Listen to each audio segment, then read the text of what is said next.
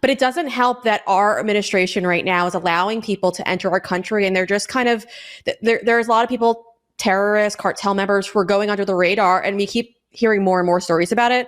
I wanted to bring our audience's attention to a story that we covered earlier this week. It was broken by the Daily Caller. It was an exclusive that they did, and ultimately it was in regards to a Somalian terrorist who was able to make his way into the country and was living here for almost a year. Ultimately, he was caught up just recently with ICE because they realized who he was, and he was actually living in Minnesota. Earlier today, I spoke about it, and although they kind of were very vague with their response regarding the story, they credited ICE for the fast response, which really isn't a fast response at all. Ultimately, this guy was living in our country for almost a year. I reached out to DHS because I wanted some information, because ultimately it's DHS that failed us, not ICE. And DHS, after finding out I was an independent journalist, would not get back to me. But Annie, I mean, this is horrifying in itself, because ultimately we're seeing terrorists making their way into the interior of our country, and for almost a year just going undetected pretty much.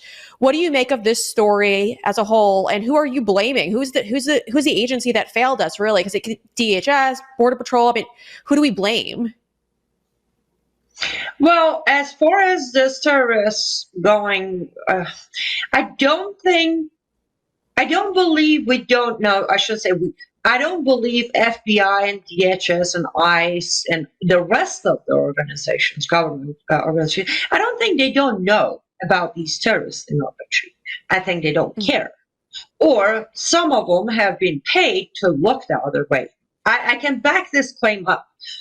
When we did the disastrous and embarrassing withdrawal from Afghanistan and handed it over to Taliban after 20 years, we loaded planes with more 60,000+ Afghans and brought them right into America, placed them in our military bases across the country, and pretty much a few months later opened the gate and said, you know what, just welcome to America. We'll let them out. To this day, we have no record of their name, their age, their nationality. We don't know if they were really from Afghanistan. I've seen pictures back then when I pointed out a few Palestinians, I pointed out a few Indians, I pointed out a few Iranians, and I know for most of you, almost we all look alike, but we can tell each other, apart.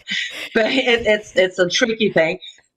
And then we just let them out, right? And most of them, about 80%, I believe, were military-age men alone by themselves. And then we had, of course, the 60-year-old with a child bride, a 14-year-old, and we had the 12-year-old child bride in Wisconsin area. But point is, you cannot tell me that no organization possibly thought for a second, maybe one out of 1,000 could be a trained terrorist. They thought about it. They just didn't care. They opened the gates and they said, welcome to America. To this day, they claim we still don't know where those 60,000+ Afghans are. How can we not know? We do know. And also, considering since January 6th until today, they were pretty fast, quick, and accurate on locating tens of thousands of Americans, either knocking down their doors or storming their house or swatting them or arresting them or putting them in gulag or not giving them a trial date. If we have the capability to do that, we have the capability to do this.